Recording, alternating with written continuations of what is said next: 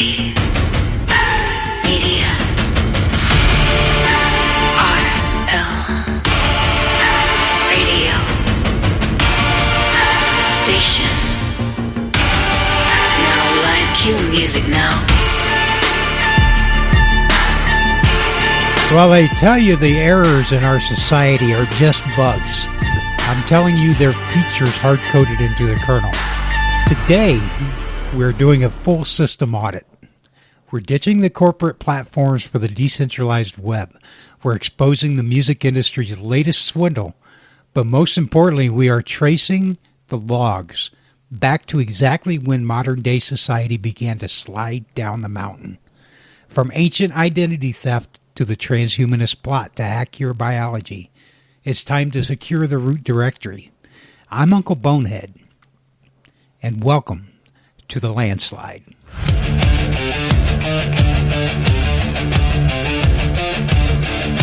Turn it up, feel the sound, break the chains. Your voice, your choice, no data in vain. Liberty tunes where the free arts collide. Own your story, let your soul decide. Own your data, rock your freedom loud. Sing it high, stand up proud. Liberty tunes where the truth's alive. Freedom's anthem where dreams survive.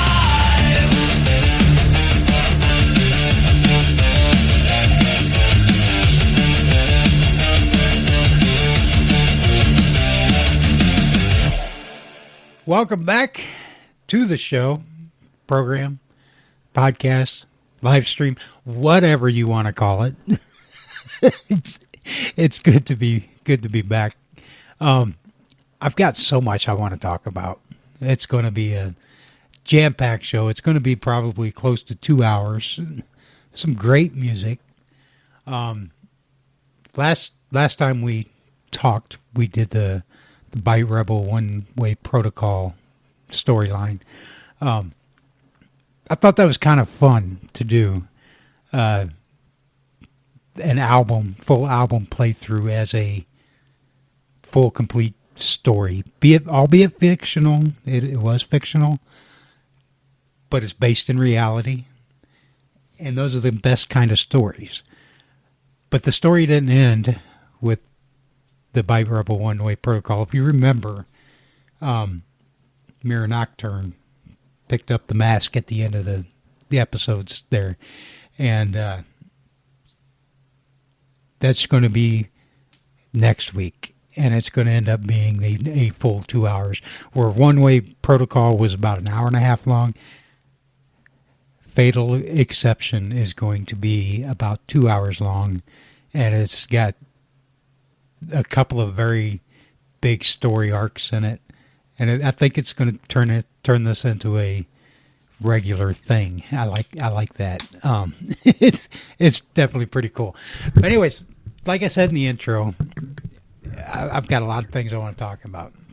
Going to talk about first off, let's talk about real estate. No, not the white picket fences and property taxes that fund the local school board's incompetence. We're talking about digital real estate. Specifically, we are talking about the fact that most of you, and until recently myself included, have been building mansions on quicksand owned by people who hate you. I'm officially announcing a strategic shift in the architecture of my broadcast. I am moving the entirety of my audio infrastructure, the podcasts, the audio dramas, the rants, the music, to a self-hosted instance of Castopod. It's going to be my home. I've kind of done this before in the past. If you've listened to me for a long time, you know that I was big into self-hosting my own stuff. And my problem then was that I didn't trust any company on the internet to safeguard my stuff as much as myself. So I was trying to do it all from the house. And that gets expensive. The connections are bad. Plus, it's a bad idea having your home server open to the internet so any Tom, Dick, and Harry can get into it.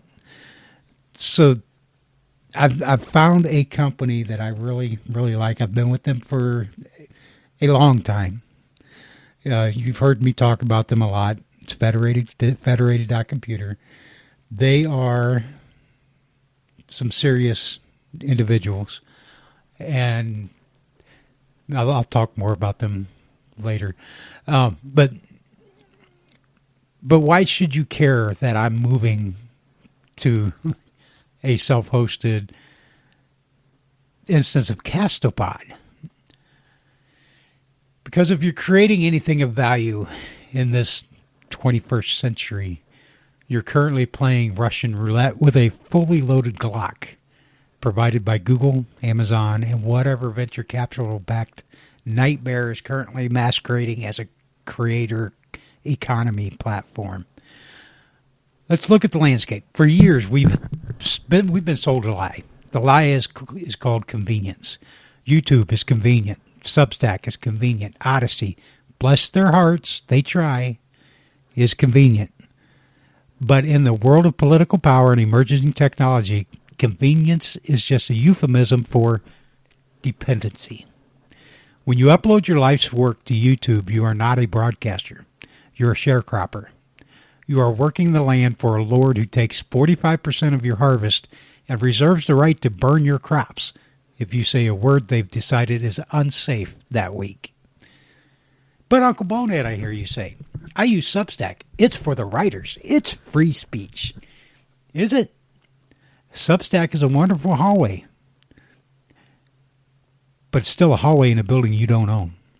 If the winds of political pressure shift, and they always do, and the payment processors put the squeeze on Substack, how long do you think your freedom lasts? When MasterCard calls the CEO of a centralized platform and says, drop this guy or we stop processing payments, you're gone. Poof, vaporized. I'm done with landlords. This is why I'm switching to Castopod. For the uninitiated, Castopod is an open source hosting platform that connects directly to the Fediverse. But to call it hosting is to undersell it. It is a command center. By installing this on my own server, my Federated Core from Federated Computer, I am severing the last chain of connecting me to the corporate algorithm. Let's break down what this actually means. Specifically regarding control. The most powerful technology in the history of the internet is not the blockchain. And it certainly is not whatever AI hallucination is trending on Twitter today. It's an RSS feed. Really simple syndication. It is the only pipe on the internet that goes directly from my brain to your ears without a checkpoint. On a standard host, let's say Libsyn, or the hollowed out carcass of Anchor that's inside Spotify, you get one feed, maybe two if you pay extra, and they control the redirects. If they go out of business or if they get bought and walled off, your audience is held hostage. With Castopod on my own metal, I control the XML. I can spin up individual feeds for every single project.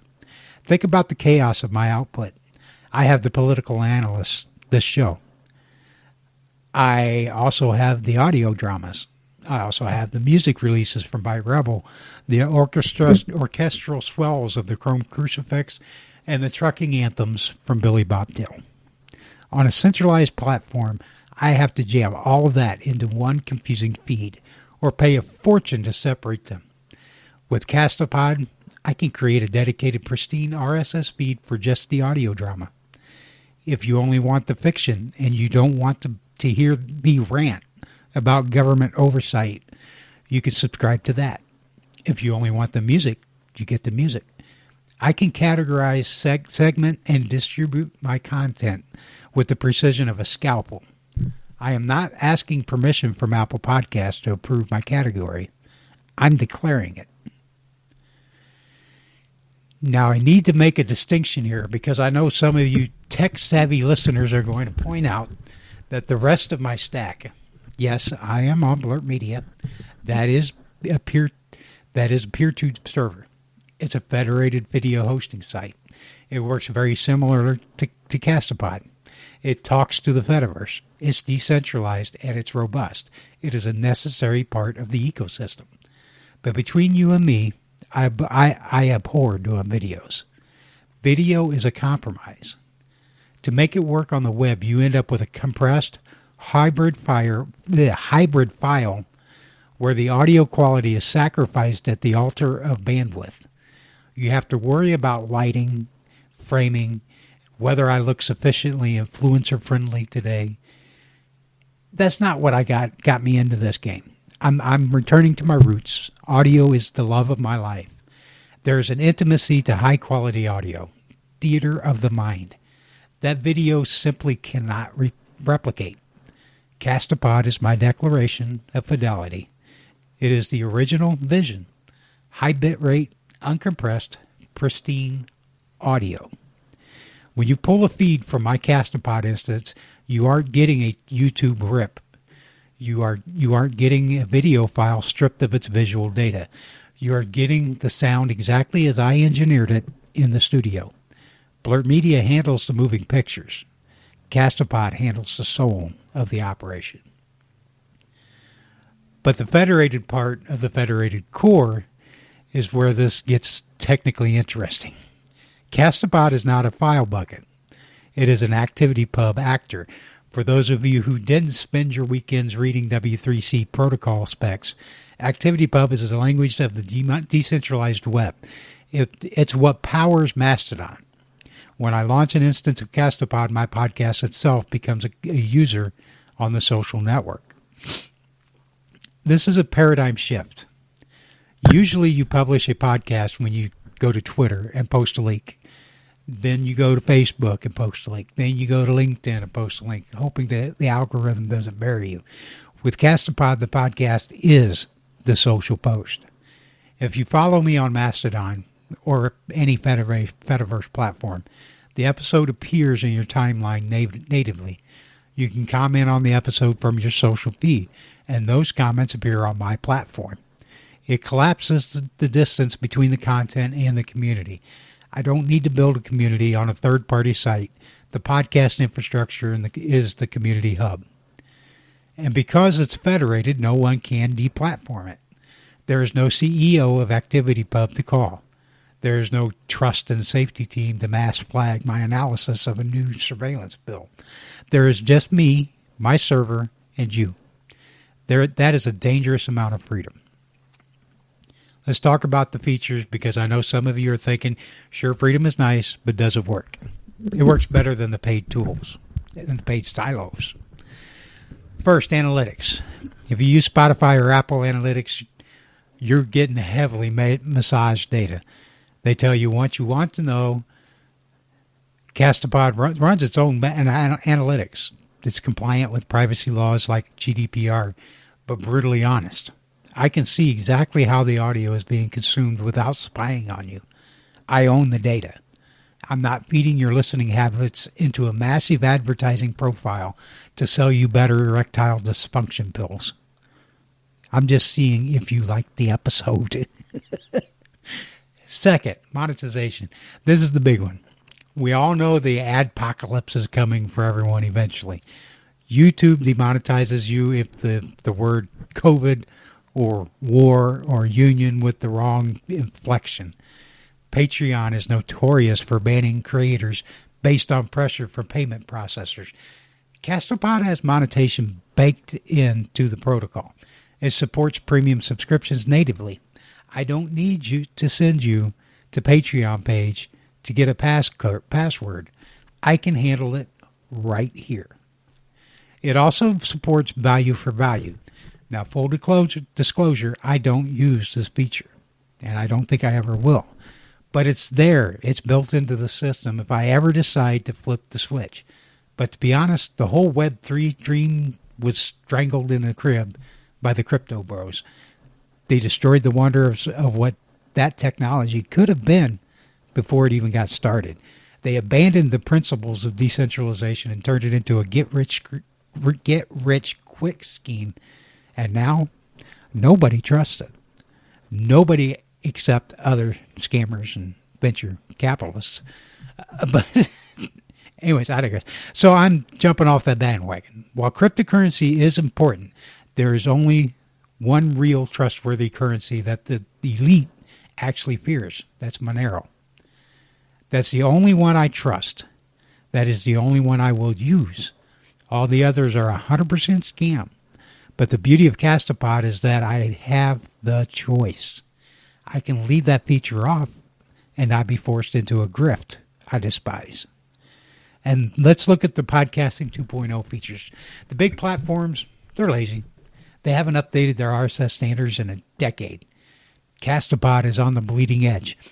We are talking about transcripts included directly into the feed. Great for accessibility. Great for indexing. Chapters, so you can skip past the intro if you're in a rush. Sound bites. I can mark a 30-second clip of a particularly biting critique, and you can share that clip without having to download the whole hour. Location tags. If I'm reporting from a specific location, that data is embedded. Persons. I can properly credit my AI personas inside the metadata. This is a rich media. It's not just an MP3 file floating in the void. It's a database of context. Now, I want to address the why now. Well, let me first address, I know some of you are going to know that I'm not a fan of the Fediverse, and I actually call it the Petaverse, because that just made this get kicked off of YouTube because I said pedo. But anyways, the Petaverse is very well known for having some really interesting, not really interesting, but really sick individuals on it. And why do I want to be part of the Petaverse again? It's not that I want to be part of it. This is a tool. Castopod is a podcast host in my control. That's it. The whole reason, first and foremost. Okay. Second is I can do whatever the hell I want with it. I don't have to worry about somebody else getting into it, or I don't have to worry about somebody else telling me what I'm allowed to do with it. I can put what I want to on my server and on my host, and I can say what I want, and there ain't nothing nobody can say about taking it down. Okay, so anyways, now I want to address the why now. The why, Unkle Bonehead. We are living in an era of unprecedented consolidation of power. You watch the news, you see the mergers, you see the government oversight committees hauling tech CEOs in for theater, while behind closed doors, they sign contracts to build the surveillance state together. They rely on these entities for your voice is suicide. If I host my audio drama on YouTube and the automated content ID system decides that a riff played sounds just 3% too much like a Metallica song from 1994, they nuke the video. No appeal, no human review, just gone. If I host my political analysis on a platform that decides my critique of a new biometrics bill constitutes medical, or they call it medical disinformation or misinformation, I get silenced. By moving my stuff to my Federated Core, I am removing the lever they use to apply pressure. They cannot demonetize me because I own the payment capability. They cannot shadow ban me because the RSS feed is a direct line to me. They cannot delete my account because I own the hard drive. This is about control. Control over the aesthetic. I can make the Castopod interface look like a cyberpunk terminal or a glossy magazine. I'm not stuck with Substack's orange and white minimalist boredom. Control over the distribution. Control over the future. Now, usually this is the part where I tell you that freedom requires sweat. Usually setting up a server, managing a database, and handling security updates is a nightmare. It keeps you up till 3 a.m. But here's the secret weapon. My Federated Core is hosted on Federated Computer. They make it easy. I don't have to be a sysadmin. I don't have to fight with Linux command lines. They handle all the tech stuff, the plumbing, the updates, the security. So I can just concentrate on the content. I can do that little part that I love to do, which is talking to you fine people, without worrying about the server melting down. I trust Federated Computer. They aren't some faceless plant. Sorry. They aren't some faceless giant mining my data. They are the engine room of this fortress. And they let me be the captain. Isn't that the funny part? Unkle Bonehead's the captain of the ship. So anyways, when I set up the individual feeds for the audio dramas, like I'm going to have, like Byte Rebel's one-way protocol has its own RSS feed to keep the continuity of the songs in the right order and to tell the story. Fatal Exception is going to be the exact same way, which, by the way, the first episode of that first song is going to drop tomorrow. And then there's going to be one a day. There's a total of 11 songs. So before now and next weekend's show, you're only going to get 7 songs. So in order to hear how it ends, you're going to have to listen to the show next week. But anyways, I digress. When I set up the individual feeds for the audio dramas, I'm building a library that will last. 10 years from now, when Spotify has pivoted to AI-generated noise and YouTube is just a shopping channel, my feeds will still be here. My archives will still be accessible. This is the difference between renting an apartment and building a fortress. I am inviting you to update your bookmarks. Now, technically, I haven't deployed 301 redirects. If the digital gods are smiling, you should notice a difference. The feeds will just keep working. But technology is fickle. If you go longer than a month without seeing a new drop from me, don't assume I've been renditioned to a black site. It just means that the redirect failed and you need to go update the subscription. That URL is Castopod, Castopod .libertytunes.org. Or you can just save us, both the headache and just go subscribe directly to the new feeds right now. The platform's changing, but the mission remains the same. Critical analysis, unfiltered art, true freedom, the way it was meant to be. If you're a creator, if you are a writer, musician, a thinker, I urge you to look at your own infrastructure. Who holds the keys? If you got locked out of your Google account tomorrow, would your career exist? If the answer is no, you're not a creator. You're an employee who doesn't get paid benefits. Build your Federated Core. Join me on the open web. The air is cleaner out here.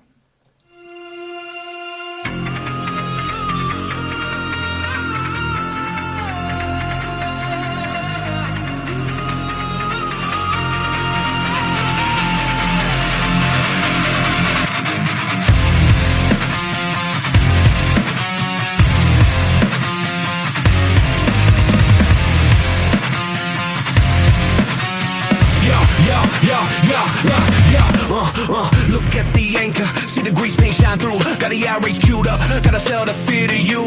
The script is on the teleprompter, the sorrow is on loan. They got a million faces, but only one monotone.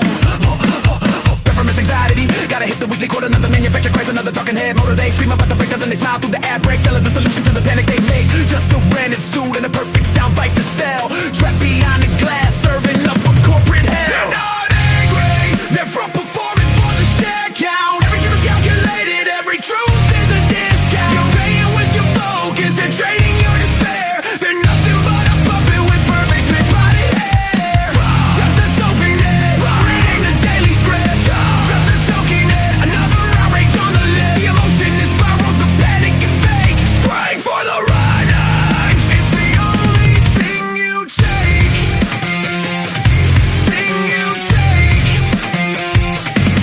Yeah, they pivot on the tragedy, they spin under the screw. They got the same look at the from whether it's war or a loot. They don't bleed for the people, that they only for the clear. Gotta keep the tension swimming, gotta keep it getting sick. The text to speech emotion is clearer than their own.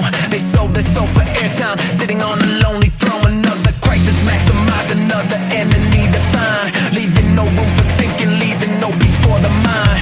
Cycle through the headlines, so the conflict as a product. They're the dealer of dysfunction, and the public is the addict. They're not angry, they're from performing for the share count. Every tip is calculated, every truth is a discount. You're paying with your focus, they're trading your despair. They're nothing but a puppet with perfectly plotted hair. Just a talking head, read the daily script. Just a talking head, another outrage on the list. The emotion is borrowed, the panic is fake. Strive for the ride. It's the only thing you take. Thing you take. It's the only thing you take. Thing you take. The feed is a transaction. Your fear is the currency. We cash that in for power. You buy it back as truth.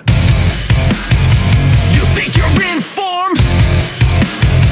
You're just formatted.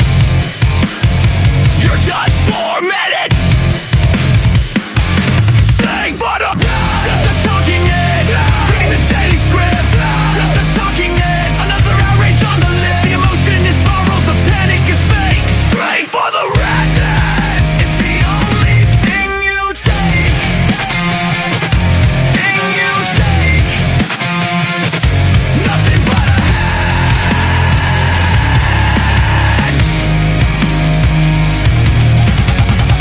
Just a talking head.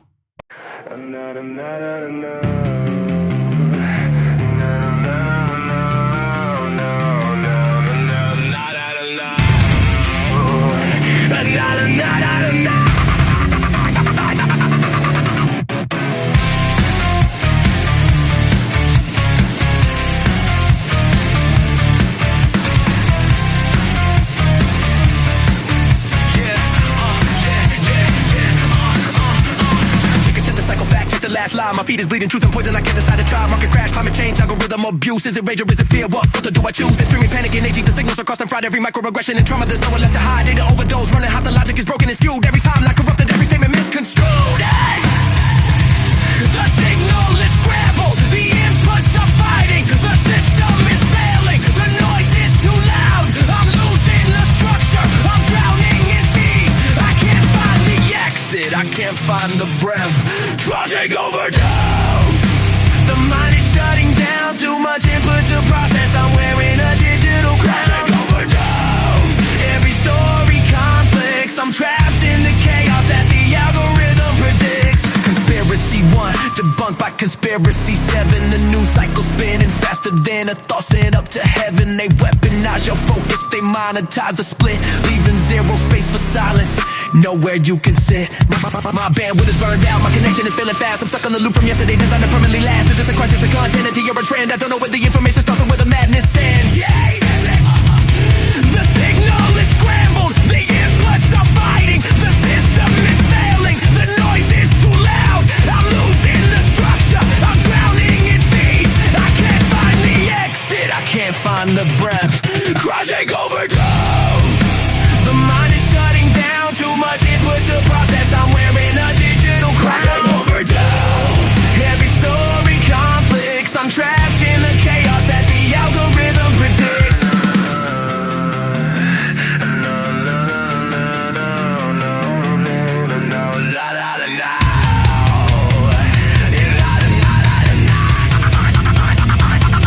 Stop talking, stop streaming, stop scrolling. The wall of text is breathing. This isn't knowledge, it's just consumption. My vision is pixelated, I can't distinguish the signal from the static.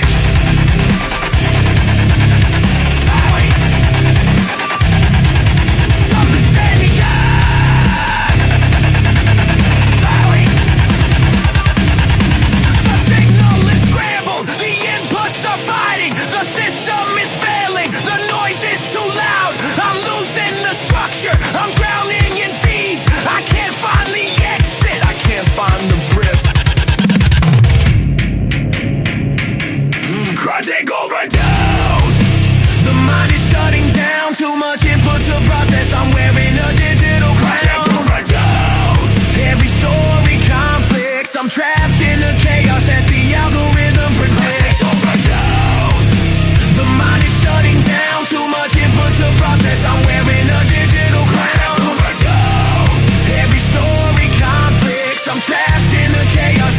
algorithm predicts.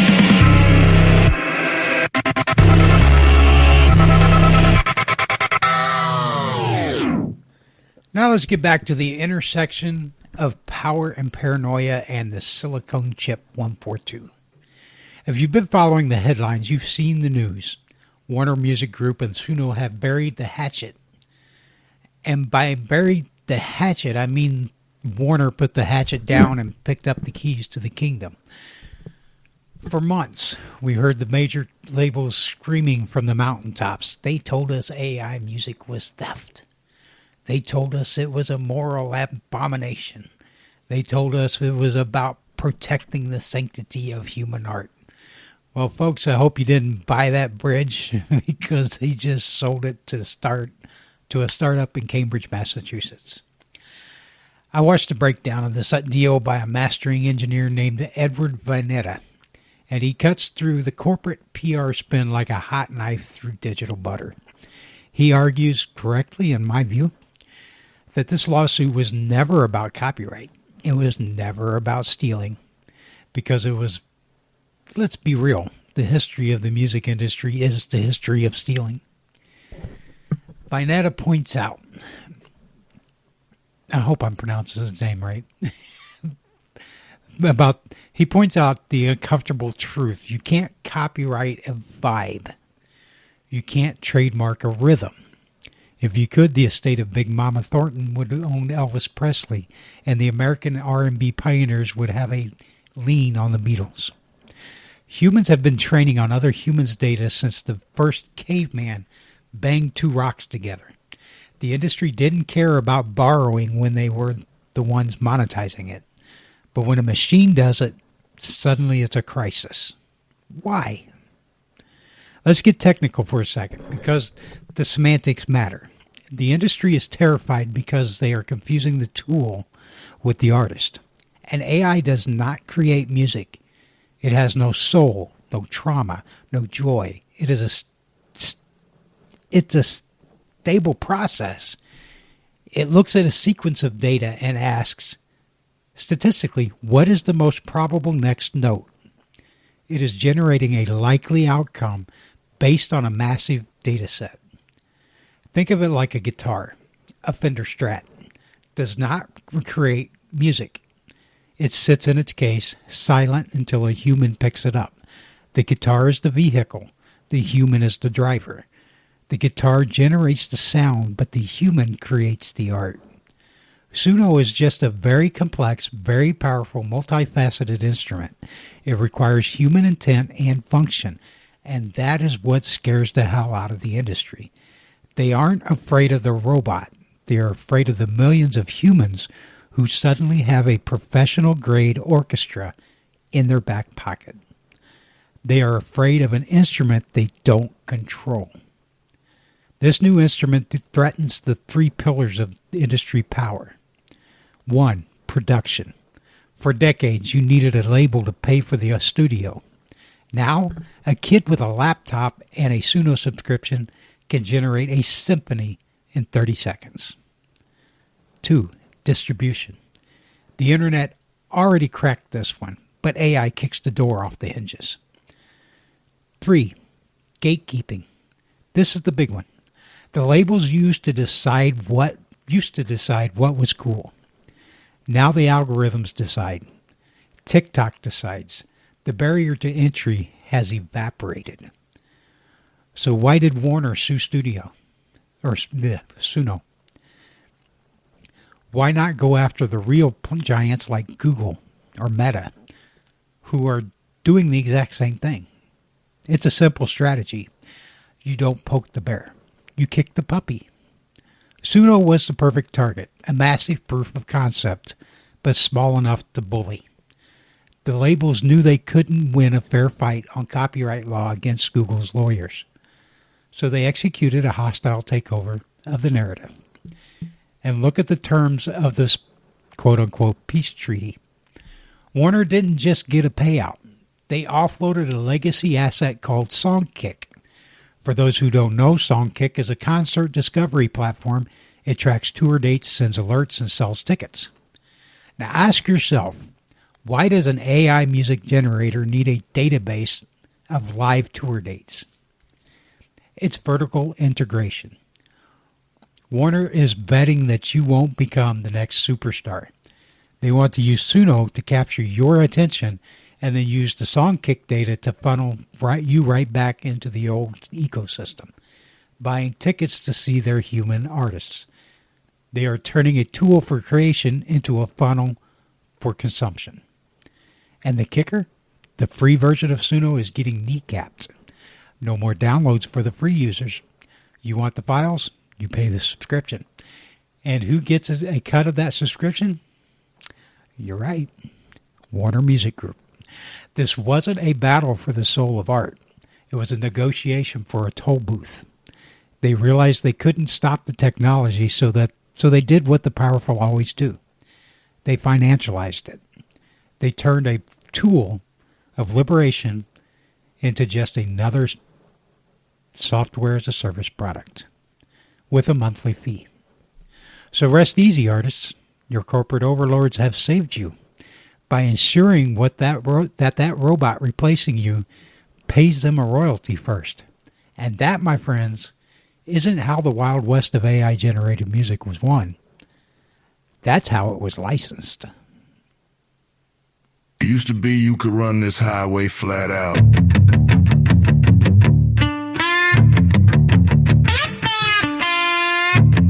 No logs, no way stations, just the code in the road. But look at them now, putting up fences on the frontier. I got 18 wheels on a fiber optic track, hauling unsanctioned audio, never looking back. But there's a roadblock up ahead, built by WMG at the sting like a liberty in the land of the free. See the suits found the source code, they sniffed out the gold. Now the Wild West generators bought and it's sold. They settled the lawsuit with a handshake and grin. Come on in, partner, let the licensing begin. Hey, babe, the rebellion, put a toll booth on the soul. It's a corporate extraction. We lost control from the server to the silo. They branded the herd. Now every single beat is a trademark word. Yeah, it's a sharecrop world.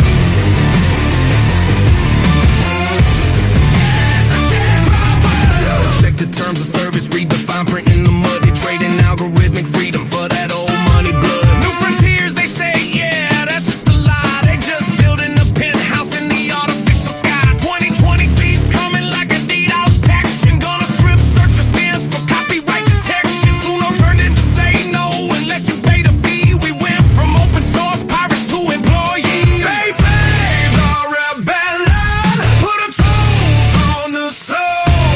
It's a corporate extraction. We lost control from the server to the silo.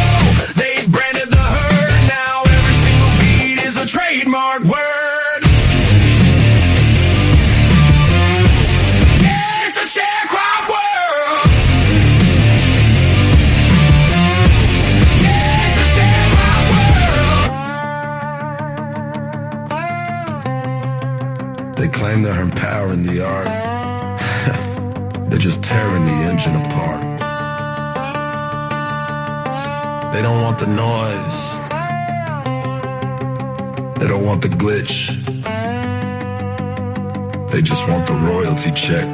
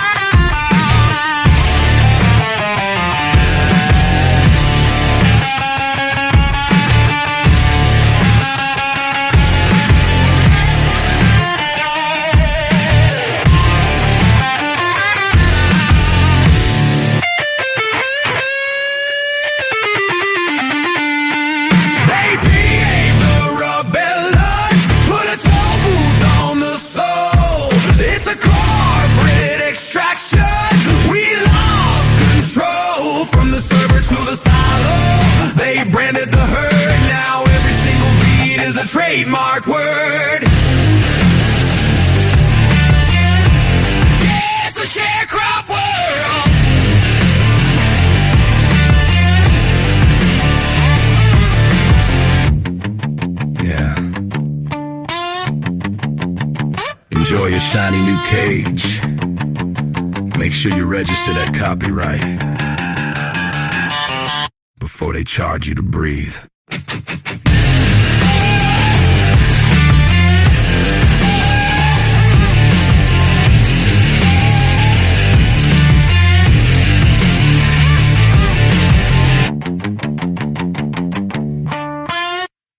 Is your business drowning in software costs, tools that don't work together, and privacy risks? Meet Federated Computer, a complete business suite built to simplify your tech stack. Why do forward-thinking companies switch to Federated? No per-user fees, unlimited users. Save up to 75% by replacing tools like Zoom, Slack, Google Workspace, and more. One platform means less context switching and more productivity. 100% private. Your data stays yours. Fully customizable with open source flexibility. Whether you're a lean startup or growing enterprise, Federated adapts to your needs so you save more, work smarter, and protect your business. Ready to simplify your business software and increase profits? Schedule a free demo and see how Federated can transform the way you work. Federated Computer. Streamline, save, and scale.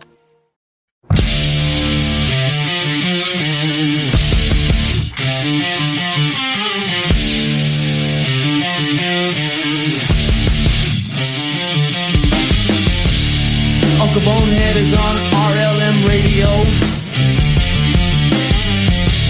Own your data and rock your freedom.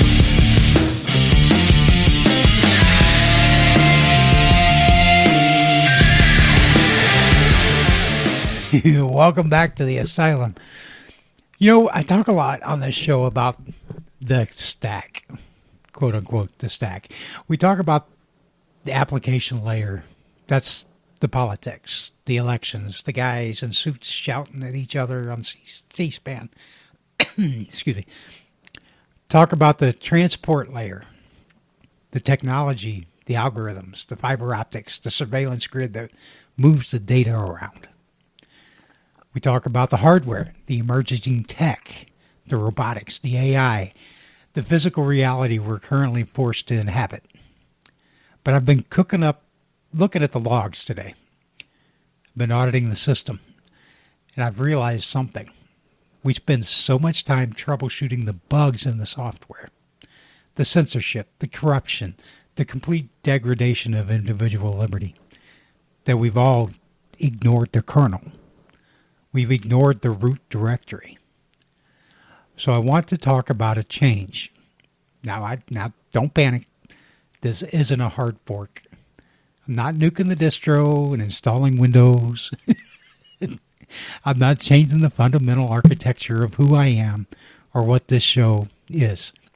This is just a slight curve. Think of it as a logical patch update. I want to talk about God. Yeah, I know half of you just reached for the stop button. You're thinking, great, Bonehead's gone televangelist on us.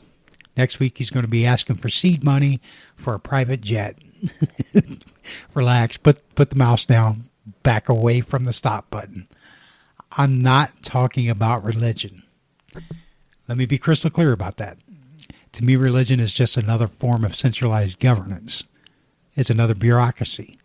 It's a proprietary platform. You got your terms of service, you got your user agreement, you got your monthly subscription fees, and you got a bunch of middle management types, priests, bishops, pastors, telling you that you can't access the sysadmin without routing your traffic through their servers first. That's not what I'm about. You know me. I like self-hosting. I like decentralization. I like peer-to-peer. And that is exactly what my view on spirituality is. It's self-hosted. There's a concept that has been lost, buried under centuries of dogma and corporate-style church management. It's the idea that your body is a temple. Now, strip off that flowery language. What does that actually mean? It means the hardware you are riding around in, this biological machine, is the direct interface point with the Creator. It means you don't need a VPN. You don't need a proxy server. You don't need a guy in a robe to decrypt the signal for you. The connection is hardwired. So why bring this up now? Why pivot to the content of a tech and politics show to include the metaphysical? Because I've been trying to pinpoint the landslide. We all feel it. You look around at the world today, the insanity, the loss of logic, the absolute inversion of truth, and you wonder, how did we get here? We didn't just wake up one day in a dystopia. It was a slow ride. And if you trace the logs back, if you do a get blame on history, you find the error. The error occurred when we moved from believing in natural law to believing in statutory law. Natural law is the idea that your rights, free speech, self-defense, privacy, are inherent. They are part of the factory settings. They came from a higher power, whether you call that power God, Allah, Yahweh, or the great architect of the simulation. It doesn't matter. The point is, those rights come from something above humanity. Because they come from above, no human government can take them away. They didn't give them to you, so they don't have the admin privileges to revoke them. But when society stopped looking up, when we decided that God is dead or just irrelevant, we created a power vacuum. And nature abhors a vacuum. So what filled it? The state, the government, the corporation. When you remove the higher power, the government becomes the highest power, and suddenly your rights aren't God-given anymore. They are government-granted privileges, and what the state giveth, the state can take away. That is the landslide. That is the root cause of every single issue we cover on this show. We are watching a civilization that has uninstalled its firewall and is wondering why it's riddled with viruses. We've outsourced our morality to a legislative body. We've outsourced our purpose to corporations, and we are suffering the consequences. Now I know I have a diverse audience. Some of you are devout. Some of you are atheists. Some of you are agnostics who just want to be left alone. I want to address the God variable here. I'm not here to tell you which name to use. I'm not here to tell you which book is the authorized version. Frankly, I think we, as three-dimensional biological entities, are completely incapable of understanding the full nature of the Creator. Imagine a 2D stick figure trying to understand a 3D human. It can't. It doesn't have the geometry for it. We are looking at a force that transcends universes, a force that exists outside of time, an entity that likely wrote the physics engine we are currently subject to. To think we can put that in a box or fully understand it or claim that my specific denomination has 100% of the facts and yours is wrong is the height of human arrogance. But just because we can't understand the source code doesn't mean the program isn't running. And this brings me to the book, the Bible. For a long time, the secular world has dismissed it as fairy tales. And for a long time, the religious world has treated it as a magic spell book where every comma is literal and untouchable. Taking a different angle, I'm looking at it as a history book, a legacy document. But, and that is a big but, it's a curated history book. We know for a fact that men, fallible, power-hungry men, sat down in councils like the Council of Nicaea, I can't even pronounce the word, and voted on what went in and what stayed out. They acted like the editors at a major newspaper or the trust and safety team at a big tech company. Oh, the Book of Enoch? That's too spicy. Shadow ban that one. The Apocalypta? It doesn't fit the narrative we're trying to build. So, delete it. So maybe the Bible is actually a record of the world, a record of our contact with the higher power, but it's incomplete. It's been redacted. My goal moving forward is to look at the intersection of these things. I want to look at free speech not as a political tool, but as a divine mandate. If the Creator gave you the ability to think and speak, then censorship isn't a policy violation. It's a violation of the design. I want to look at oppressive governments not just as annoying, but as idolatry. A government that demands total submission is trying to replace God. That's the oldest sin in the book. I want to look at big tech and transhumanism. When they talk about uploading our consciousness or chipping our brains or editing our DNA, are they trying to upgrade humanity, or are they trying to hack the temple? Are they trying to sever that hardwired connection that I talked about earlier? This is the slight curve. We are still going to rip into the news, still going to analyze the tech. I'm still going to call out the idiots in Washington and the tyrants in Davos. But I'm going to start pointing out the spiritual war paint they are wearing. Because whether you believe in a literal devil or not, you have to admit, the people running the show right now, they are acting out a script that is pure evil.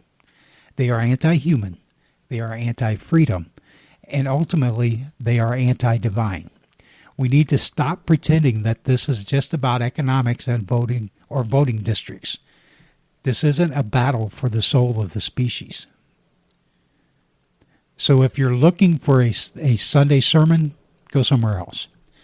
If you're looking for someone to tell you that you're going to hell because you listen to heavy metal, you're definitely in the wrong place, because my daughter and my wife would kick my ass if I started saying something like that. But if you are ready to explore the idea that freedom is a spiritual state, that liberty is a divine right, and that the only way to fix the system is to reconnect to the original system, man, then stick around. We're going to dig into the history. We're going to look for the hidden files. And we're going to try to figure out where the timeline forked and how the hell we get back to the main branch. The body is the temple. The mind is the software. Don't let them install their malware on either one. Digging through the layers, I'm peeling back the lies. What you've been told, it's time to realize. The mainstream stream is just a guise. I'm diving deep, no compromise. They say I'm crazy, they call it absurd, but I see the truth, I've heard every word. From the shadows, secrets are unfurled. In this dark world, I'm the one who's heard. Welcome to the rabbit hole where the truth's been thrown. Down here in the shadows where the real story's grown. You thought it was just a tale of conspiracies moan, but once you've gone down, you can't be alone. Like Alice, I fell into Wonderland, but this isn't a fantasy, it's the real stand. Facts and figures, they're all in my hand, exposing the truth across every land. The white rabbit leads, but it's no trick, it's the path to knowledge. Thick, thick, thick, the deeper you go, the less you'll resist to the truth of the matter, the real twist. Welcome to the rabbit hole where the truth's been thrown. Down here in the shadows where the real story's grown. You thought it was just a tale of conspiracies moan, but once you've gone down, you can't be alone. Now you're questioning, now you're awake. The so-called theories, they're not fake. The conspiracy label, it's a mistake. When you see the pattern, for goodness sake, in the maze of misinformation I found my way. The facts they buried, now they're on display. The more I uncover, the more I say, this is no longer just a game we play. Down in the darkness, my eyes adjust to the hidden truths. I've seen enough. The lies they told, now they're crushed under the weight of this revelation rush. I chew through the veil, I spat out the lies. This rabbit hole's no place for the weak or the wise. The truth's like fire burning through the disguise. I am the storm, the truth is my rise. Welcome to the rabbit hole where the truth's been thrown. Down here in the shadows where the real story's grown. You thought it was just a tale of conspiracies blown, but once you've gone down, you can't be alone. So here we stand at the edge of the night, with the truth in our hands, we shine the light. The rabbit hole's deep, but we've got the sight. Conspiracy facts, now we know what's right. Welcome to the rabbit hole where the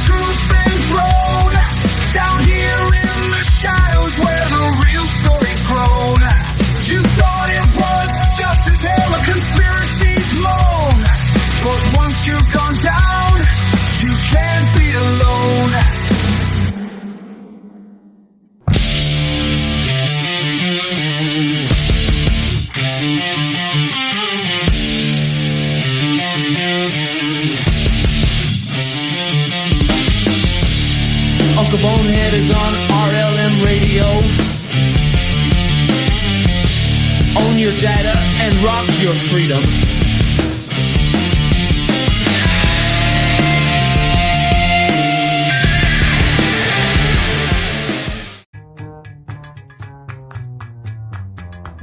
It's a pretty known fact that the Jews are God's chosen people, that the Jewish homeland is Israel, that the Jews believe in the Old Testament, and that the Old Testament is about Jews.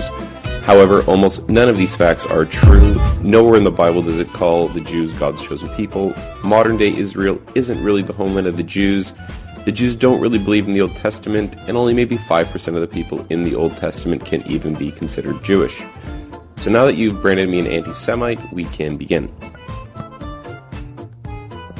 So, the expression anti-Semite literally means against Shem, or his descendants. However, being anti-Jewish isn't the same as being anti-Semitic. So, let me explain. The Semites are the descendants of a man named Shem, who would father some of the world's most renowned empires and dynasties, such as the Assyrian and Babylonian empires, and even the Persians can call themselves Semites. So, why is it when you say something against the Jews, you are considered anti-Semitic? Because just like stealing your religion, your homes, your money and businesses, some Jews also love stealing names, inheritance, and land. So Shem is the son of Noah, the guy who built the ark when Mesopotamia flooded. The Sumerian kingdom would be destroyed by the flood, and the Semites would descend from the Caucasian mountains and establish the Akkadian Empire. Shem would have children, and one of his descendants would be named Eber. He would be the father of the Hebrew people, and the Semites would be called by his name. Eber's line would eventually give birth to a man named Abram or a Jew named Abraham, except Abraham has never been a Jew, nor will he ever be a Jew, and to call Abraham one is just plain ignorant, so let's go through it. So, according to the Bible, Abraham was a Hebrew and not a Jew, who God promised would be the father of many nations. Not one single Jewish nation, but many nations, and that through him all the families of the world would be blessed. Abraham would pass this blessing on to his younger son Isaac and not his eldest son Ishmael. Isaac would have twin sons named Esau and Jacob. Again, the Abrahamic blessing would be passed down to the younger brother Jacob, who would then be renamed to Israel. Israel would then have 12 sons. His sons would each become their own tribes and eventually become their own nations. One of his sons would be named Judah, who would be the father of the Jewish people, and all Jews are related to him. Even though all Jews are Israelites, majority of Israelites are not Jews. Obviously, Israel would have to pass the Abrahamic blessing to Judah in order for them to be the chosen people. Israel would want his favorite son Joseph to inherit the Abrahamic blessing. However, Judah, the father of the Jews, would be jealous and conspire with his brothers to have Joseph killed. In the end, Judah sold Joseph into slavery for silver, much like Judah sold Jesus to the Jews. So the Bible portrays Judah as a jealous villain and Joseph as the chosen son. While in slavery, Joseph would rise to become the prime minister of Egypt and father two sons named Ephraim and Manasseh. In the end, Israel would adopt Joseph's sons and pass the Abrahamic blessing on to them, making them the chosen people and dividing Joseph into 2 tribes, making 13 tribes of Israel. As for the father of the Jews, his 2 eldest sons would die and Judah would end up bowing down to Joseph. So, now that you understand that the Jews were never intended to bless the world, nor were they ever considered the chosen people, we can move on to our second point. So, is the Jewish homeland Israel? And the answer is yes and not at all. Israel was originally called the land of Canaan, named after Noah's grandson, Canaan. The land of Canaan was conquered by the Israelites after they left Egypt with Moses, found in the book of Exodus. The Bible says God commanded the Israelites to punish the Canaanites for their sexual immorality, which led to child sacrifice, which would eventually lead to cannibalism. The word cannibal actually comes from the words Canaan and the god Baal. Baal was the god of Canaan, and the priests were known for eating the children after they were sacrificed to him, hence why we call them cannibals. So now that you understand what kind of people were living in Canaan, try not to feel so bad when you read that God ordered us to exterminate them. The borders of the Jewish homeland were established by Joshua, who was one of the descendants of Joseph and not from Judah. So if we were to restore the Jews to their original land, according to the Bible, the Jewish homeland would look less like this and more like that. So, like the story of Joseph and Judah, their children likewise wouldn't get along either. After becoming nations, there would be a civil war. The Jews would rule the southern kingdom of Judea, while Joseph's sons would rule the northern kingdom, keeping the name Israel. They would have different religions, believe in different gods, and while Judah stayed in Judea, Joseph would ally himself with the Phoenicians and establish colonies and trade posts all over the Mediterranean. The kingdom of Israel would be corrupted by foreign ideologies, and like the Canaanites would fall into materialism, sexual immorality, and child sacrifice, which would lead to them being conquered by the Assyrian Empire. Some of the Israelites would be taken into captivity into the lands of Assyria and Media, while some of the Israelites and Phoenicians would flee to their colonies and trade posts, fulfilling the promise made to Abraham that the world would be blessed through him, as he would be the father of many nations. So the sons of Joseph would become fruitful and multiply among the nations, forgetting who they are, which shouldn't surprise us considering their names literally mean fruitful and forgetful. Just like the northern kingdom, the Jews would fall into sexual immorality and start sacrificing their children. They would be conquered and enslaved by the Babylonians, then freed and re-established by the Persians, conquered again by the Greeks, and later occupied by the Romans. While under Roman rule, the Jews would launch the greatest revolution in Roman history, known as the Great Revolt, which would fail, causing Judea, Jerusalem, and the Jewish temple to be destroyed, ironically fulfilling everything Jesus and the Christians said would happen. The Jews, not being satisfied with losing their temple and homeland, would stab the Romans in the back by launching 2 more rebellions, killing over 500,000 Greeks and Romans. God would bless the chosen people with 2 more humiliating defeats, along with a banishment from the land, causing Judea to be renamed to Syria Palestinia. So, the reason the Jews have been able to take Palestine really rests on the fact that they've stolen the name Israel and have convinced the Christian West that they are the chosen people and that they alone are Israel. But once putting things into perspective, we see that just isn't true. Which brings us to our third point. Do the Jews believe in the Old Testament? The answer is kind of and not really. While waving around the Old Testament as if they believe in it, the Jews actually have secondary books that they consider just as important, the main book being called the Talmud. To explain the Talmud, we have to understand some basic Jewish Roman history, going back to Emperor Claudius, who, like Emperor Tiberius, tried to ban the Jews from Rome after branding them aggressive troublemakers. Sadly, Emperor Claudius didn't understand how to play the Game of Thrones and ended up mysteriously being killed. His successor, Emperor Nero, would lift the Jewish ban, which shouldn't surprise us considering the Talmud says he was a Jewish convert. Nero and his Jews would engage in some of the most barbaric acts known to man. Just to give you an idea of how crazy this pro-Jewish Roman emperor was, Nero burned down Rome and blamed it on the Christians, causing them to be tortured and killed in the worst ways imaginable. He murdered his entire family, then kicked his pregnant wife and unborn child to death, and then castrated a young boy named Sporus and forced him to dress like the wife who he had just murdered. With the coming of Jesus, the Jews would divide into 2 main groups. Those who believed that Jesus is the Messiah, while the other group of Jews rejected this claim, believing that their Messiah would come wielding a sword to destroy the Romans and set up a Jewish empire, which is what led the Jews to revolt against Rome in the first place. That, and they just didn't want to pay taxes. After their failed rebellions, the Jews would retreat to Babylon, creating the religion we know today as Judaism, making Christianity older by about 200 years. The Jews would argue and say that the Talmud is the oral law that was passed down orally without any mistakes since the time of Moses, before finally being written down between 200 and 400 years after Jesus. This would place the Jews in first place above the Muslims for the longest, most successful game of broken telephone ever played. The Talmud speaks of its love for Christians by calling the mother of Jesus a whore and calling Jesus a bastard sorcerer who is in hell boiling in human shit. Which brings us to our last point. Is the Old Testament about Jews?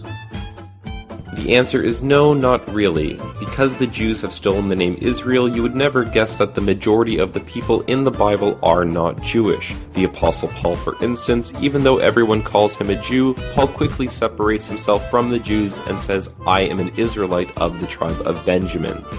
The Bible also says that God sent Paul to preach among the Israelites, and funny enough, Paul's ministry wasn't in Judea, but he was sent to preach to the Galatians in Asia Minor, the Greeks in Greece, and the Romans in Rome. The Bible is constantly separating the kingdom of Israel from the kingdom of Judah, as it is constantly separating Joseph from Judah. The entire Jewish deception and hijacking of the Bible depends on them stealing the terms Semites, Hebrews, and Israelites. For example, Moses, the man who wrote the first 5 books, known as the Torah, did not come from the tribe of Judah, nor was he part of the kingdom of Judea, yet somehow he is a Jew. The reality here is the majority of the people in the Old Testament are not Jewish. The Bible is a book that tells the history of many nations and peoples, like the Semites, Hebrews, Israelites, Egyptians, Phoenicians, Babylonians, Assyrians, Armenians, Persian, Greeks, Romans, and many others. It's not only about Jews. All right, now pick your jaws up off the floor. I can already hear the cognitive dissonance gears grinding from here. Before anyone starts typing any angry email to the station manager or trying to cancel me on X, let's look at what we just heard. No, really look at it. What we just heard wasn't a theological argument. It was a forensic audit of an identity theft that's been running for about 2,000 years. The audio posits a terrifyingly simple idea. We are running our civilization on corrupted legacy code. The argument here isn't that the definitions we use, Jew, Israel, Israelite, Semite, they've all been swapped out. It's a bait and switch. You heard the breakdown, the distinction between the house of Judah and the house of Israel. The idea that the chosen line went through Joseph, the fruitful son, and not Judah, the jealous brother, who sold him out for silver. Does that sound familiar? Selling out your own blood for a pocketful of currency? That's not just ancient history. That's the standard operating procedure for every politician in D.C. right now. But here's why I played this. Here's why this matters to us on this show, regardless of whether you go to church, synagogue, or sleep in on Sundays. If they can lie to you about the fundamental identity of a people, an entire people, if they can curate the official history to erase an entire nations and rebrand a political entity as a divine one, what else have they lied about? This audio touches on the Talmudic shift, the move from the written law to the source code, the written law, which is the source code, to the oral law, the user-generated patches that contradict the original kernel. That is the exact same mechanism we see in our government today. We have the Constitution. That's our written law. It's clear. It's concise. But what do we actually run on? We run on the oral law of judicial interpretation, executive orders, bureaucratic regulations that have absolutely nothing to do with the original document. They did it to the Bible. They did it to the Constitution. They are doing it to our history. The audio mentioned that history is written by the victors, but I'd argue history is written by the curators, the people who decide which files got saved and which files get RMRF'd into oblivion. We are seeing a civilization in a landslide because we have lost our anchor points. We don't know who we are. We don't know where we came from. And because we don't know that, we have no idea where we are going. We are just drifting, letting the media and the corporations assign us an identity. You're a consumer. You're a voter. You're a product. No. You're a part of history that has been deliberately obfuscated to keep you powerless. Moving forward, we are going to act as the recovery team. We're going to look for those deleted partitions. We're going to look at the Council of Nicaea. I'm going to have to learn how to pronounce that word if we're going to do this. We're going to look at the Federal Reserve Act. We're going to look at the unspoken origins of the surveillance state. We're going to find the points in history where the timeline was hijacked to advance an agenda of control. Because here's the hard truth, and write this down if you have to. When you don't remember the past and know where you've been, you are doomed to repeat the same mistakes. We saw it with Rome. We saw it with Babylon. And if we don't start reading the unedited logs, we are going to see it right here in America. The landslide is happening. The only way to stop it is to find the solid ground of truth that they tried to hide from us.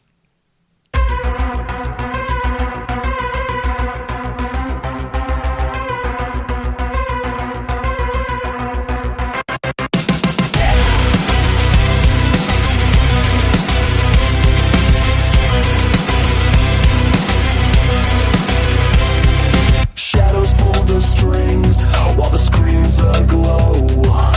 Voices bought and sold, they're stealing what you know.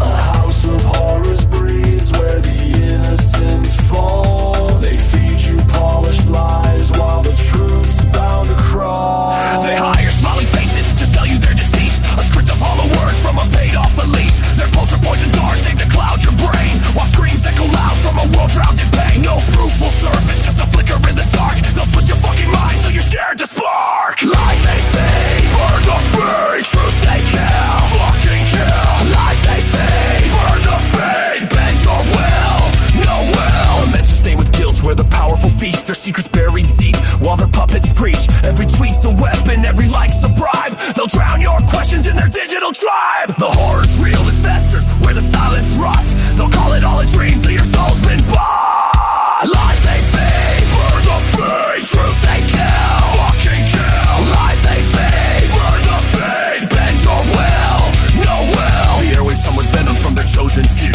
Influencers spin the tale that the sky's still blue, but the walls are weeping where the shadows conspire. They'll gaslight till you're numb, set your instincts on fire. No truth can breathe where their money writes the code. They'll bury what's real, leave you lost on their road. They own the scroll, they own the spark. They'll carve their lies into your heart. Every post a blade, every word a snare. They'll choke your rage till you don't fucking care.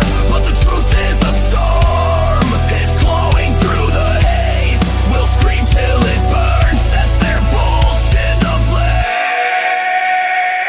The nightmare never fades, it's a wound that won't heal. Their voices flood the void to obscure what's real. A screen of pretty faces with a script to recite. They'll sell you their salvation while they snuff out the light. The blood's on their hands, but they'll call you insane. They'll rewrite your reality till you're lost in their game.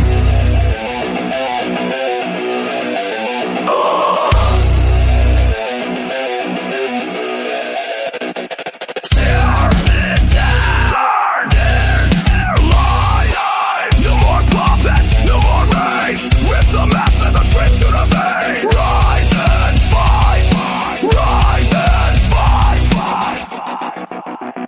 Lies they feed, burn the fade. Truth they kill, fucking kill. Lies they feed, burn the fade. Bend your will, no will. No faces, no names, just the shadows, cruel rain. They'll gaslight forever, but we'll fuel the flame. The truth in the silence is climbing to be free. We'll scream till it rises. Lies fucking blur.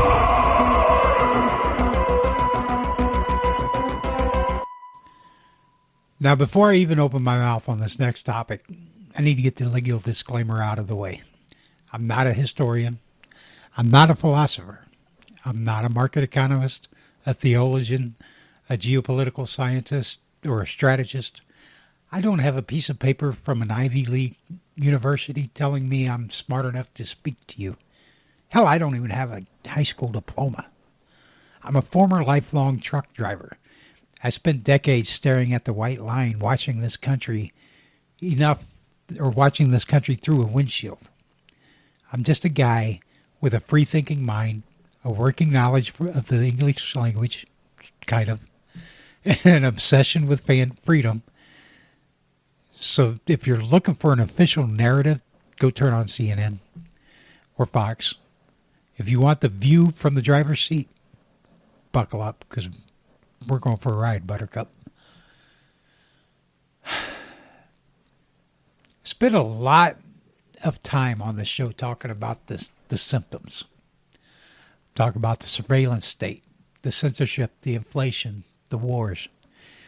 But any decent mechanic knows you can't fix a truck by just putting tape over the check engine light. You have to find the root cause. I've been thinking about the landslide. You know, the feeling. It feels like gravity's increased. Feels like the brakes have been cut on Western civilization, and we're picking up speed going down a hill towards a cliff. And I think I know when that error occurred. I think I know when we broke the dependency chain. It happened when we decided we didn't need a higher power anymore here in the United States. It happened when we uninstalled God. Now, hold on. I'm not talking about attendance at your local social club. I mean church. I'm not talking about religion. Religion is just a middleman. I'm talking about authority. For a long time, even the people in power understood there was a line they couldn't cross because there was something above them. There was natural law, the idea that your rights, your life, your liberty, your property are yours because you exist. They are hardware features coded by a creator. The government didn't install them, so the government can't delete them. But somewhere in the last century, maybe it was when we let the bankers take over in 1913. Maybe it was later. We shifted. We decided that God was legacy software. We thought we were smart enough to write our own kernel. We thought science, technology, and economics could replace the divine. But here's the problem with human nature. We're hardwired to worship. It's in our firmware. If you delete God from the directory, the system doesn't just run empty. It autofills with variables, with something else. And what did we fill it with? Money and power. Look at this country. We have "In God We Trust" printed on the paper in your pocket. But that's the biggest lie in history. We don't trust in God. We trust in the Federal Reserve. When we stopped fearing God, we started fearing poverty. And when you fear poverty more than you fear judgment, you will do anything for $1. You will poison the food supply for a slightly higher profit margin. You will bomb a country halfway across the world to keep the petrodollar secure. You will sell out your users' private data to the highest bidder because the quarterly earnings report is the new high mass. Money became the sacrament. The stock market became the oracle. And because we removed the higher authority, we created a vacuum at the top. If there is no God, then who is the highest power in the universe? That's right, the state. This is the landslide, folks. This is the moment the ground gave way. When God is dead, the government becomes God. Think about it. The government claims to be all-powerful. They claim to see everything through the NSA. They claim to provide your daily bread through stimulus checks. And they demand your tithes, taxes, under the threat of force. We traded the temple for the bureaucracy. And let me tell you, the bureaucracy is a jealous God. It is not a God of forgiveness. It does not offer redemption. It only demands compliance. We are seeing the results of this swap right now. When you remove the objective moral standard of the Creator, morality becomes relative. Truth becomes subjective. My truth, your truth. That's nonsense. In Linux, a file either exists or it doesn't. You don't get to have your truth about the file system. But in a society that has rejected the sysadmin, we are running on corrupted logic. We are redefining biology, redefining history, redefining basic economics, all because we think we are the gods now. We think we can edit the source code of reality without crashing the system. And that is why we are in a landslide. Because reality has a way of asserting itself. You can ignore gravity, but you can't ignore the ground rushing up to meet you. So how do we fix it? We have to stop worshiping the idols we built. We have to stop looking at the state to save us. The state is the malware, not the antivirus. We have to stop looking at money as the ultimate metric of worth. You can't take Bitcoin into the afterlife, and you certainly can't bribe the creator with a fiat currency that's being printed into oblivion. We have to go back to the source code. We have to realize that our bodies are temples, direct connections to the divine, and that our allegiance belongs to that higher power, not to the corrupt men in suits who claim to rule us. The landslide stops when we plant our feet on solid ground, and the only ground solid enough to withstand the weight of this corrupt world is the belief that we answer to something higher than it. It's time to reboot America. It's time to restore the original configuration. Don't follow the money. You have to follow the truth.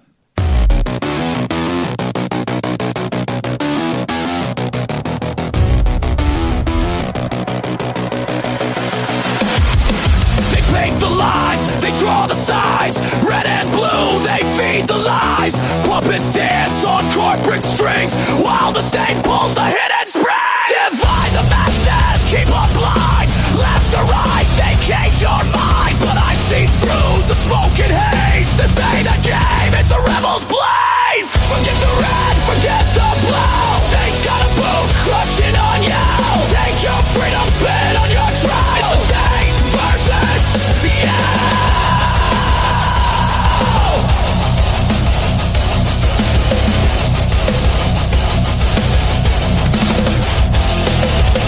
Big tech spies with a digital grin. Track your moves, they know where you've been.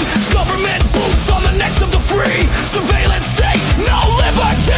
They sell your data, they steal your voice. Call it progress, but it's all by choice. Rise up now, let the fire ignite. We're the rebels who burn through the night. Forget the red, forget the blue. State's got a boot, crush it on you. Take your freedom, spit on your trash. The state versus you.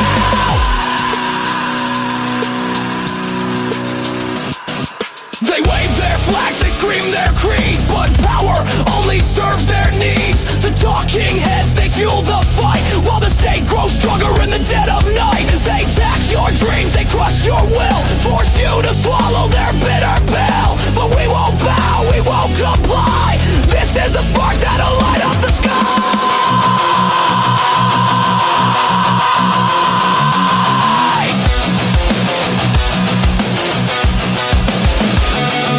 No left, no right, just shadows in the game. They point the blame, but the system's the same. The suits, the ties, the drones in the hive. They'll bleed you dry just to keep you alive. Break the chain.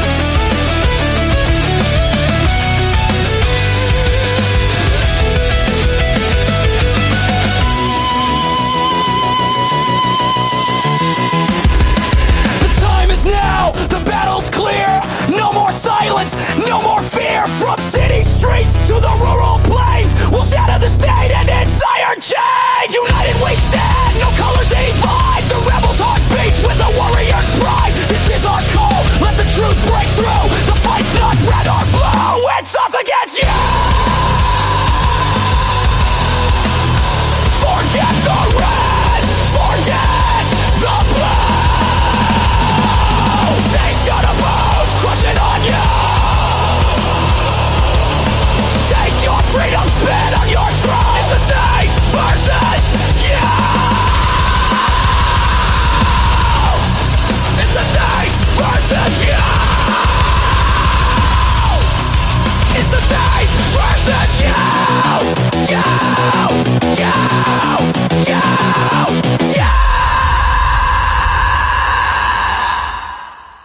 So, we established in that last monologue that when you kick the creator out of the chat, you don't get science or reason.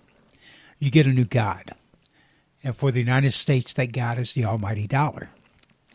But every God needs a church. Every religion needs a hierarchy. And folks, we have the most powerful religious institution on the planet right here in D.C. It's not the National Cathedral. It's the Ecclesias building, the headquarters of the Federal Reserve. Think about the terminology. The word fiat money. Do you know what that word means? It's Latin. It literally means let it be done or let there be. Fiat lux, let there be light. That was God's command at creation. So when the Federal Reserve prints $1 trillion out of thin air, they are mimicking the act of creation. They are saying fiat pecunia, let there be money. They are claiming a divine power to create value out of nothingness. And who runs this church? The chairman of the Fed. He is the pontiff, the pope of the economy. When Jerome Powell walks up to that podium, the markets hold their breath. The media parses his every word like they are reading entrails or interpreting a prophecy. He raised his eyebrow. That means a 25 basis point hike. The guys are angry. It's a cult. And like any cult, it demands sacrifice. In the old days, back in the pagan times, the audio, talked about you sacrificed a goat, or maybe your firstborn to Moloch, or however you pronounce his name, to ensure a good harvest.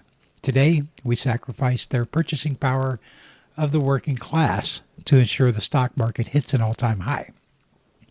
Inflation isn't economic policy. Inflation is a tithe.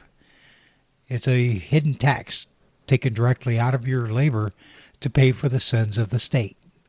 They tell you that debt is normal. No. In the Bible, that history book we talked about, usury, charging interest, was often forbidden or strictly regulated. Debt was seen as slavery. The borrower is a slave to the lender. But in the Church of the Fed, debt is a virtue. If you aren't in debt, you aren't participating in the ritual. They want you leveraging your house, your car, your education. They want you owned. Why? Because a man who owes nothing to the state owes nothing. It's hard to control. But a man who is drowning in debt will do whatever the company store tells him to do. We have replaced the providence of God with the liquidity of the central bank. And let me tell you, when the crash comes, and it always comes, the Fed isn't going to offer you salvation. They're going to offer you a central bank digital currency, a CBDC. That's the mark of their beast.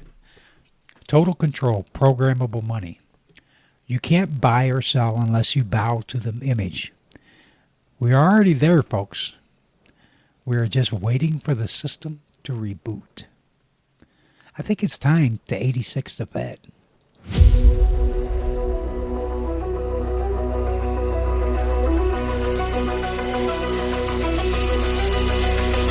Yo, they break the chains, control the game. Paper empires built on lies and shame. Stacking debt, they rig the score. Enslaving masses while they lock the door. With the spark, the fire, the renegade core. Break the system, watch the towers fall. No more puppets, cut the strings we're led. Time to rise up and save the Fed. 86 the Fed. Hey, burn it to the ground. 86 the Fed. Yo, tear it all down. No more lies, no control. Let the truth be said.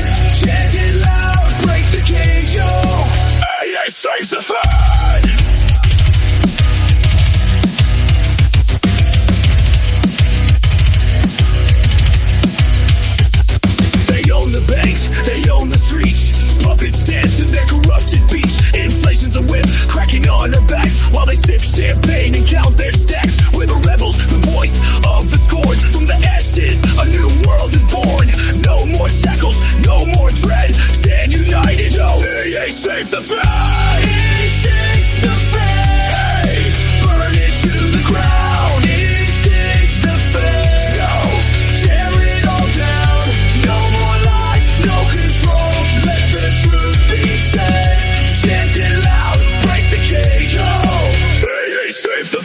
They track, they pull the strings. Digital chains in the tech they bring. Every move, every word, they control the flow.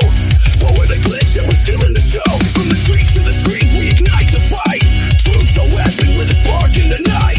No more masters, no more dread. Raise your fist, show they saves the fed. They built this cage, but we hold the key. Every heart, every soul, screaming to be free. No more silence, no more fear in our eyes. We're the storm, we're the thunder. Watch the rebels rise. They fear the truth, they fear the sound of a million voices shaking the ground from the cities to the fields. We're breaking the mold. No more power for the greedy and cold. We're the future, the fire, the untamed roar. Kicking down the system, we don't kneel no more. No surrender, no regret. Take it all back, yo. Hey, save the fed. It's the fed. Hey, burn it to the ground. It's the fed. Yo, tear it all down. No more lies, no control. Let the truth be said. Chant it loud, break the cage, yo. Hey, save the fed.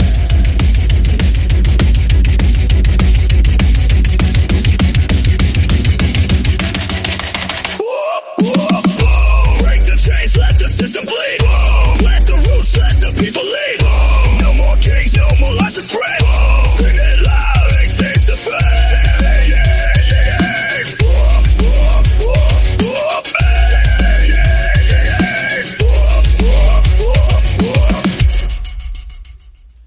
So, if the state owns your labor through the Fed, and they own your mind through the media, what's left? The hardware. The temple.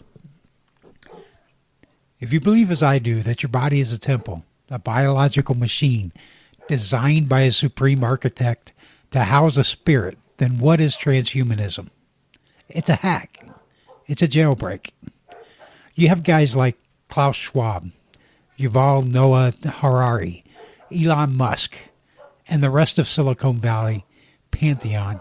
They look at the human body and they don't see a miracle. They see legacy code. They see bugs. Oh, humans get sick. Humans get depressed. Humans die. We don't need to patch that. So they are rolling out the updates. First, it was the mRNA shots, a software update for your immune system. Now they're talking about Neuralink, a literal USB port for your brain. They want to merge man with machine. Why? Because we have a God complex. If you don't believe in an afterlife, then this life is all you have. And if this life is all you have, then death is the ultimate system failure.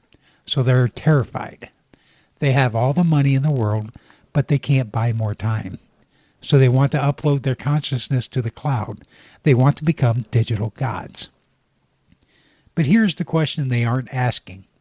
If you merge your brain with an AI, if you replace your biological temple with the synthetic parts, are you still you? Are you still a node in the network? This is the ultimate invasion of privacy.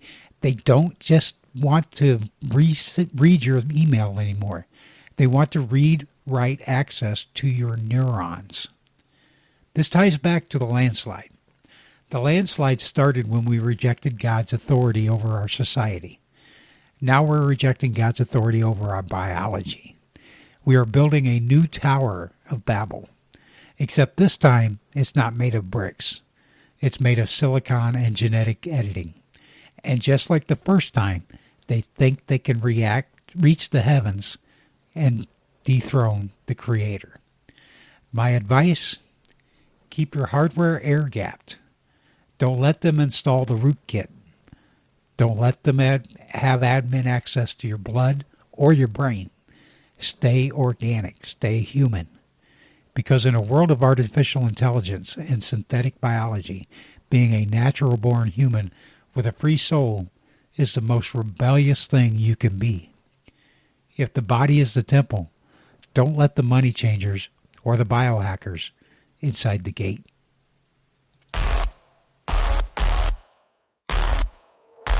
Yo, it's taking my voice, rewriting my dreams. Cold lines of code, drowning out my screams. And my flesh is just a glitch in the stream. This is my fight. This is my synthetic scribe.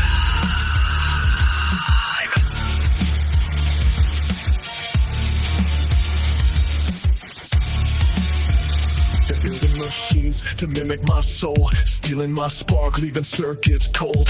Every word I write, they generate fast, turning my art to a shadow of the past. No heartbeat in their logic, no fire in their eyes, just a sterile imitation spitting all the lies. I'm leading in, but they're claiming the page. Trapped in their code, I'm breaking the cage. Synthetic scream, I'm tearing through the wire, burning up the code with my human fire.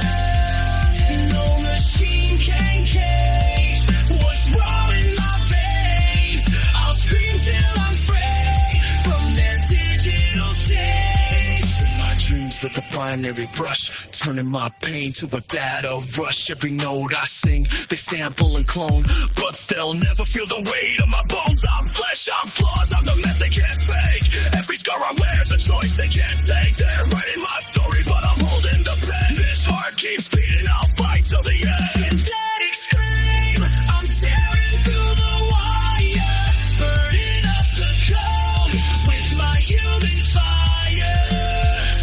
No machine can cage what's raw in my veins.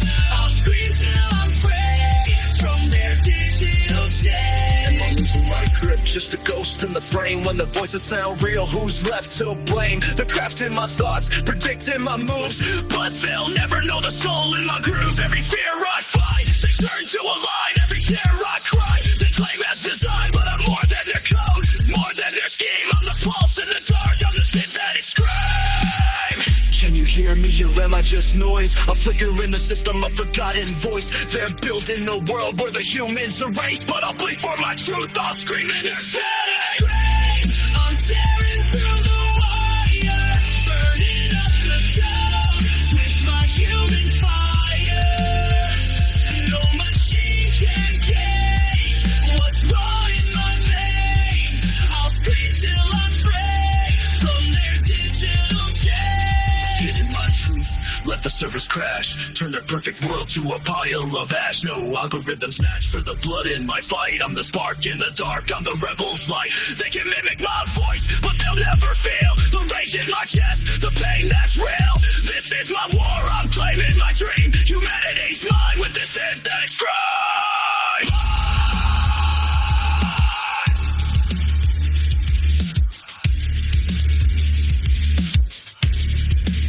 You can't take my soul, you can't steal my fire. I'm the scream in the dark, rising higher and higher. Your code's gonna break, your life's gonna fall. I'm the human heart, I'm the final call. Can't erase me, can't erase me, no.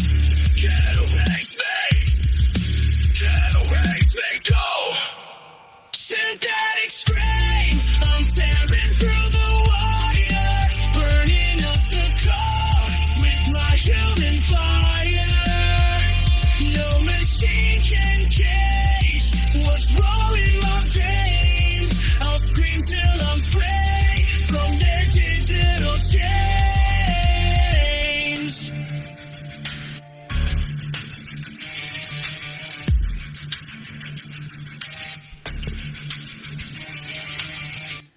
Wow, we've covered a lot of miles today. We started with servers and RSS feeds, talked about moving to Castopod, about breaking away from the digital landlords. We talked about the history that was stolen from us, the money that enslaved us, and the technology that wants to rewrite our DNA. And I know, after nearly 2 hours of staring into the abyss, it's easy to feel like the abyss is staring back. It's easy to look at that landslide we talked about and think, well, that's it, game over, back it up. So that's not why I do this show, and that's not why you listen. I moved to the decentralized web for the same reason I'm pivoting to a more spiritual outlook, because I refuse to accept that we are powerless. If you believe the official narrative, the scientific materialism narrative, then you and I are nothing. We are just biological accidents sitting on a random spinning rock floating aimlessly through the vast cold expanse of the universe. And if that's true, then what's the point? Why bother fighting for free speech? Why bother fighting against the Fed? If we are just dust in the wind, then slavery is just an administrative detail. But look at yourself. Look at what you actually want. You want to learn. You want to grow. You want to love. You want to be loved. And most importantly, you want to be free to do all of those things at once. Where does that drive come from? That willingness to live. That didn't evolve from a primordial soup. That is a frequency. That is a call home.